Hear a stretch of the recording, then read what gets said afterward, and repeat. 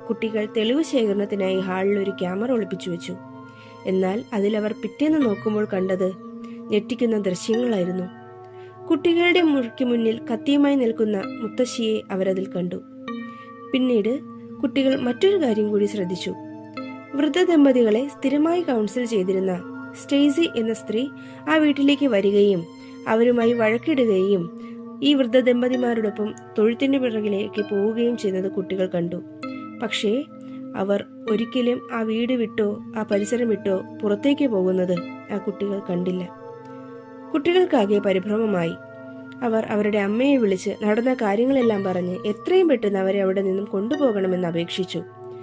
ആദ്യമൊക്കെ അതൊന്നും വിശ്വസിക്കാൻ സമ്മതിക്കാത്ത അമ്മ കുട്ടികൾ ക്യാമറയിൽ പതിഞ്ഞ തെളിവുകൾ കാണിച്ചപ്പോൾ പരിഭ്രാന്തിയിലായി. മക്കളിൽ നിന്നും വളരെ ദൂരത്തിലായിരുന്ന അമ്മ അവിടെ എത്താൻ ഏതാനും മണിക്കൂറുകൾ എടുക്കുമായിരുന്നു.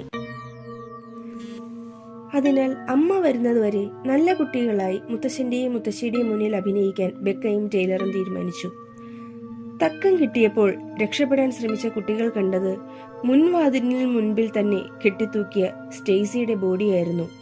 അതോടുകൂടി തങ്ങൾ സമ്പൂർണമായ അപകടത്തിലാണെന്ന് മനസ്സിലാക്കിയ കുട്ടികൾ മുത്തശ്ശിയോടും മുത്തശ്ശനോടും സഹകരിക്കുവാനായി തന്നെ തീരുമാനിച്ചു.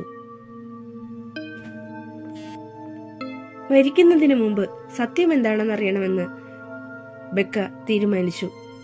അതിനായി ഒരവസരം കിട്ടിയപ്പോൾ അനുജനെ വൃദ്ധ ദമ്പതിമാരുടെ അടുത്തേക്ക് ഒറ്റയ്ക്കാക്കി സംശയമൊന്നും കൂടാതെ ബേസ്മെന്റിലേക്ക് കടക്കാനായി അവൾ തീരുമാനിച്ചു. അവിടെ ബെക്ക കണ്ടത് അവരുടെ യഥാർത്ഥ മുത്തശ്ശന്റെയും മുത്തശ്ശിയുടെയും ജീർണിച്ച മൃതശരീരങ്ങളായിരുന്നു. അതിനടുത്തായി ആ പ്രദേശത്തെ ഭ്രാന്താശുപത്രിയിലെ പേഷ്യൻസിന്റെ 2 യൂണിഫോമുകളും. ശരിക്കും ആ കുട്ടികൾ അവരുടെ ഗ്രാൻഡ് പാരന്റ്സ് ആണെന്ന് കരുതി ഒരാഴ്ചയോളം താമസിച്ചിരുന്നത് 2 ഭ്രാന്തന്മാരുടെ കൂടെയായിരുന്നു. കുട്ടികൾ പോപ്പ് എന്നും നാന എന്നും വിളിച്ചിരുന്ന ആ സ്ത്രീയും പുരുഷനും ഭ്രാന്താശുപത്രിയിൽ നിന്നും ചാടിയ ശേഷം ഈ വീട്ടിലേക്ക് വരികയും യഥാർത്ഥ വീട്ടുടമസ്ഥരായ ദമ്പതിമാരെ കൊല്ലുകയും ആ വീട് ഒരു ഒളിത്താവളമാക്കി മാറ്റുകയും ചെയ്തതാണ്.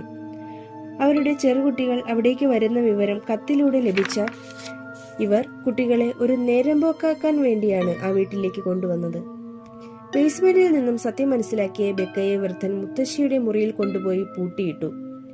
സൂര്യാസ്തമനം കഴിഞ്ഞാൽ ഭ്രാന്ത് മൂക്കുന്ന കിളവിയുടെ കയ്യിൽ നിന്നും ജീവൻ രക്ഷിക്കാൻ ശ്രമിക്കുന്നതിനിടെ ബെക്കയ്ക്ക് അവരെ കൊല്ലേണ്ടതായും വന്നു.